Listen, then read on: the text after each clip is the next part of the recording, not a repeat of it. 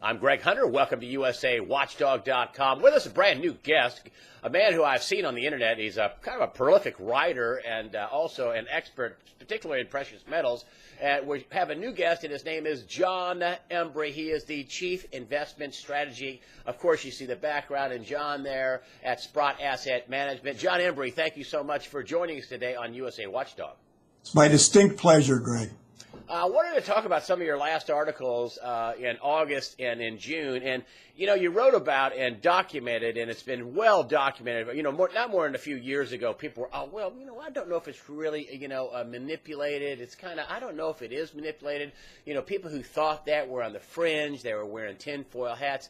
Well, even people like Jim Rickards, who wrote The Death of Money, his latest best-selling book, and, Currency Wars, and other people say, look, come on, it's manipulated. You just wrote a couple of articles, and you saw how they had $44 million in fines at one of the banks overseas.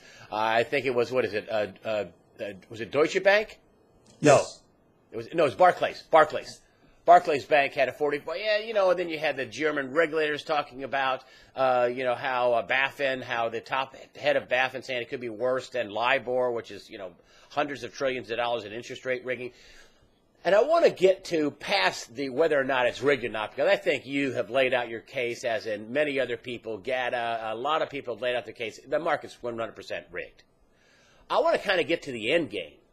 And what it is, it's going to cause the end game. We've had, Eric Sprott on here saying that they're running on fumes in terms of gold and silver. I want to talk about silver here, too, but, where they have to have the metal to rig it. Where is the end game in your estimation? Where are we headed?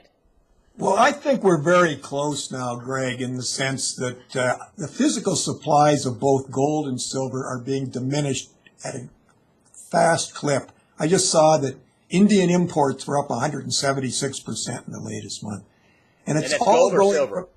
This is gold, sorry. Yeah. And this basically suggests that all this gold and silver is headed from west to east. And I think this is a very, very disturbing development for all of us who live in the West. The timing of it remains imprecise. I think because the takedown in the paper markets are so aggressive at this point that there's something going on behind the curtain which suggests to me that things are getting very close to reaching a head.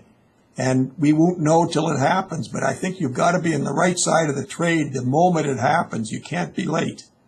Been a lot of pressure on gold and silver. I mean, silver dipped below 19 bucks.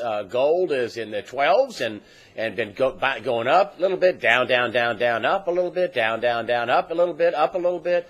What do you suspect is going on with the prices? I mean, here we have all these wars in the Middle East, and we have nothing settled in Ukraine, and yet gold should be the flight to safety asset, but it doesn't seem like that's what's happening, at least in the COMEX and the LBMA. Well, it's counterintuitive price action, and it's working, because basically I've never seen more negative sentiment in the sector at a time when both gold and silver are remarkably underpriced. This is probably a strong statement, but I'm prone to make them. I think gold and silver are as cheap today as they've been at any time in their histories in relation to the amount of money that's out there, the amount of credit, the cost of digging it out of the ground, et cetera, et cetera. And yet nobody's interested in buying it. And to me, this is one of the great opportunities of all time, but the timing of it remains imprecise. What do you say to the folks? Because you guys had one heck of a decade of track record. I'm talking about Sprott Asset Management.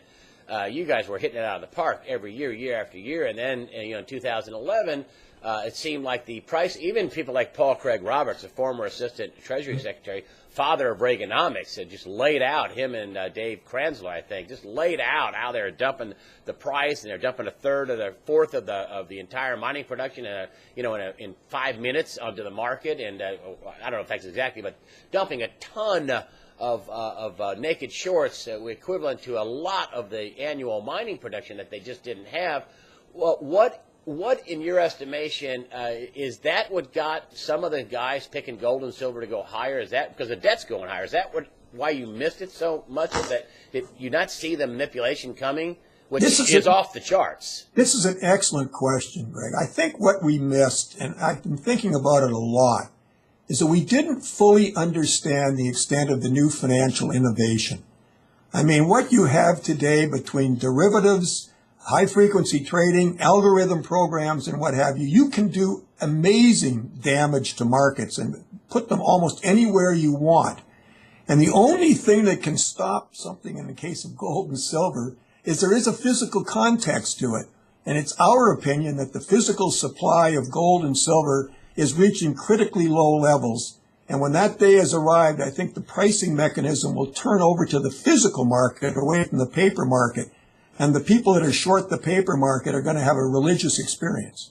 Do you think that the market turns up this year? I had Harvey Organ on. I think you know who he is. I know Harvey, sure. He's a private individual, but a smart guy. Been running a blog since 1999. He is a great student of the physical markets, and he thinks that it'll come unglued this year because of China. Their market they're going to run out of silver this year, and after they run out of silver, people will say, "Where's the gold?" What do you think about something big happening before the end of 2014? Other people say, Martin Armstrong had him on and says, "I know gold's going to go down to possibly 600, maybe 800 or 900, and it's not going to turn back up until 2015." I pretty know where you are, but what's going to happen? What do you think is going to happen? Well, I take exception to these people that think that gold is going to 600, 900. I mean, the gold companies themselves today, if they fell to those levels, there would be no gold mining activity. So I take that with a grain of salt. And basically, the price of gold doesn't go down in that sense. What you're saying is that the price of paper currency is going up. And I mean, in the context of today where they're printing money hand over fist globally, I mean, how can that be? So I take exception to that. But the timing of when it breaks away in the upside is indeterminate. I have been on record for some time as thinking it would happen before year end. And like a lot of people were talking optimistically about September because historically it's the best month for returns in gold. And besides, people were coming back and there'd be more attention paid to it. And naturally, the paper shorts came out and they crushed the market at the beginning of September. But I think it will pass. Whether it happens before the year end is I don't know. But the key thing is you must own it. You must own physical outside of the banking system. And I think the stocks are remarkably cheap. And when the gold and silver moves up sharply, which it will at some point in the not too distant future, the explosion in the price of the gold and silver shares will be astounding. My question also is, don't the powers that be know what, I mean, there's smart people out there doing this. They're not stupid. Don't they know? I totally agree. Don't they know this is going to ricochet back up? Are the people suppressing it? Are they going to be the guys on the other side driving it back up? What are the powers that be? What is their mindset? You think, because you guys run on an $8 billion fund? I mean, you're heavily involved in this market. What do you think they're thinking, and what do you think their end game is?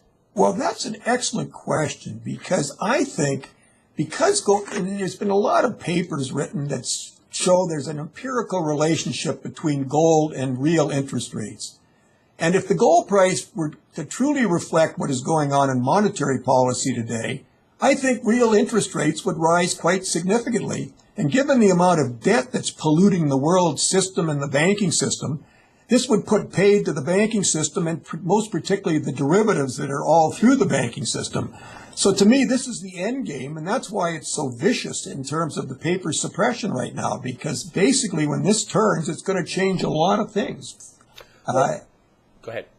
That's basically it. So, I mean, I think that's why they're being so aggressive in maintaining this pressure on the gold and silver price. Silver's remarkable. I mean, I don't think you can dig it out of a pure silver market mine now for less than $25 an ounce, and it trades at $18.60. It's not like gold. There's not a huge above ground inventory, and 75% of silver is consumed in growing industrial uses. I'm amazed that the silver prices remained this low this long, but it's part of the suppression because it's the most vulnerable part of it from the suppressor's point of view. And do you think the suppression game is more intense now than it was, say, in 2013 and 2012 or 11? That's when it really took fire. 11, 12, 13. People write me all the time and say, they just feel totally demoralized, and I guess that's part of the game. That is totally part of the game, Greg. And I sort of have been following this subject closely for 15 years. I got involved with it because I used to manage a gold fund. And the gold price didn't make sense to me, so I started digging around, and I found all sorts of chicanery. And I think that at one point when they drove the gold price down to 252, and there was the London auction when the Bank of England sold their gold in a totally transparent way to get the lowest possible price, that was a pretty bad period. But I would say right now in this, I've never seen it any more intense than it is right now in the paper pressure in the paper market, which indicates to me that we're near the end and there's something seriously wrong in the system. Harvey, Oregon also brought out the fact that, the people who are the longs in the silver market, he says there's also a bunch of longs in the silver market. He thinks that's proxies of the Chinese. And they think when their market is sold out and they have a couple of 2.9 million ounces of silver left, and they're using a couple of million ounces a month for all kinds of, the manufacturing, cell phones, solar panels, you name it. He says that they will execute their long positions and demand delivery over at COMEX and game, set, match, and everything blows sky high. What do you think about that scenario that Harvey Oregon put out? But I'm well aware of it because he's not the only person that's saying that. I suspect they may well be right, but we don't know. But what I will say is whoever this long is it may be a series of longs, or it is one long, in the silver market, they are resolute. Like generally when you see this much pressure on the price, the longs give up and sell and the shorts cover and make a big profit. But the longs have remained resolute, and basically the open interest is near record levels, and the price is near recent lows. So this is highly unusual, and Harvey could well be right. And if he is right, our predictions, Eric Sprout and I have believed for some time that silver is going to be a $100 number sooner rather than later. That would certainly be supportive of that kind of price action. Why do you suppose that gold and silver have not gone up with all this talk of destroying ISIS? Of course, the president, he says one thing, he's going to, disable and ultimately destroy. I think it was ultimately destroy was his exact words. And then, Joe Biden, we're going to follow him to the gates of hell. And then, then it comes out that, not so much, not going to be shock and awe.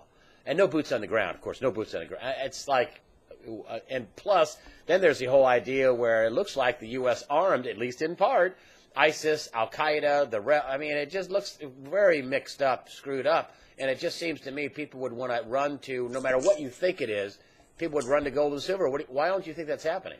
That's an interesting observation, Greg, because in my experience over the last 15 years, whenever there's an international crisis of any dimension, gold and silver are suppressed more violently because they do not want the public to make that connection.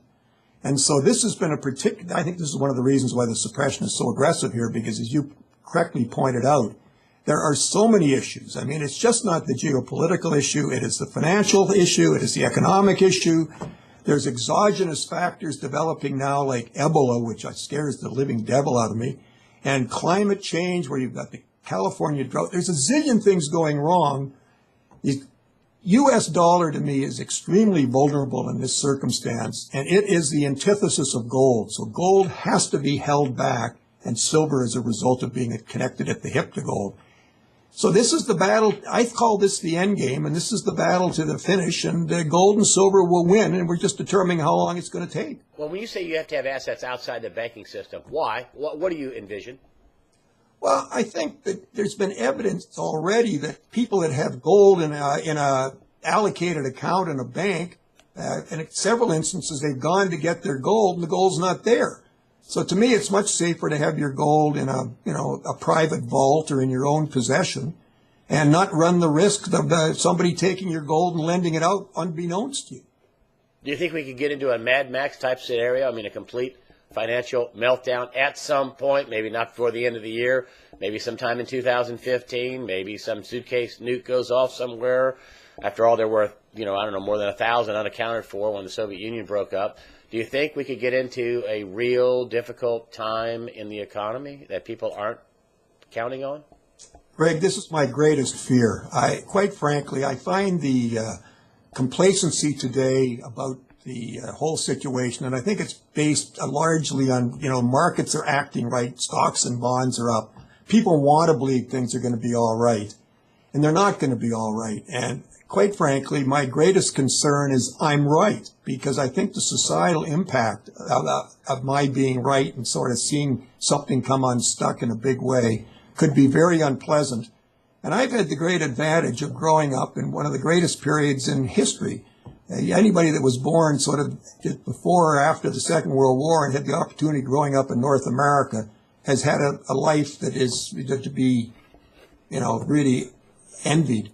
And I'm afraid those days are very close to being behind us. So what you just said, is my greatest fear today. Markets are one thing, but social unrest is another.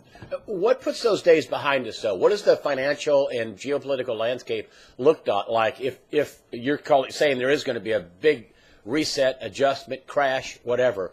Martin Armstrong incidentally says there will be a bigger crash than the last one. He does say that. He also says that gold will go up, just not at this point. But a lot of people, no matter what side of the aisle you are and where do you think gold is going to go, almost everybody universally says there's a crash coming. It's going to be bigger than 2008. What say you?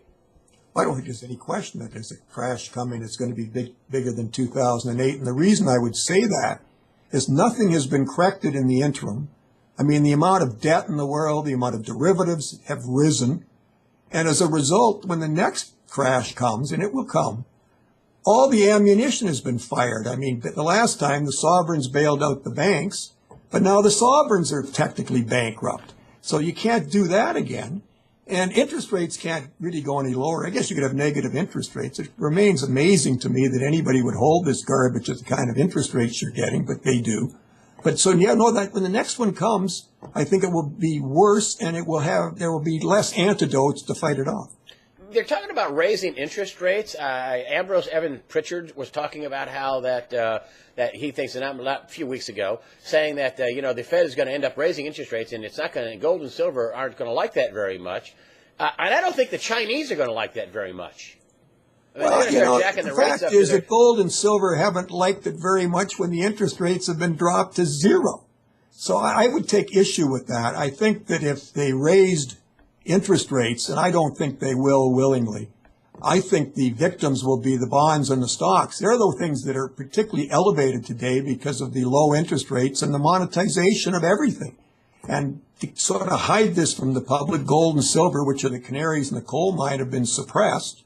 And the financial assets have elevated to levels which make no sense whatsoever. They're grotesquely overvalued. Well, am I getting this wrong? Because I'm just a reporter. But if they start raising interest rates, and I'm China, I'm holding on to $1 trillion worth of bonds, and the rest of the world's holding on to trillions and trillions of dollars of our treasury debt, isn't everybody going to sell? Well, it's interesting because I think the Chinese down deep know they're going to lose some money on their American paper. And that's one reason why they've been tearing all over the world, buying every physical thing they can get their hands on. I mean, I think they have the largest stash of gold in the world by now by a large margin, even though they don't report it.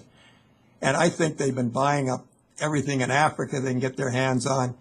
And it's a matter, they're going to have to take a loss. I think they realize that. But when you think about it, when it's all over, they're going to have all the gold. They're going to have a totally modern infrastructure. And we're going to be bankrupt with a crumbling infrastructure. So there's going to be no big winner, but I think the winners will be in the East, not in the West. But their last gasp, when they know, Rob Kirby came on and said that this is going to end when the Chinese no longer can get any gold. That is absolutely right.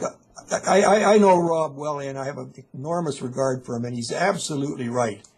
I think that people say, well, how come the price keeps going down? I said, well, the Chinese are trying to get every single ounce at a good price they can.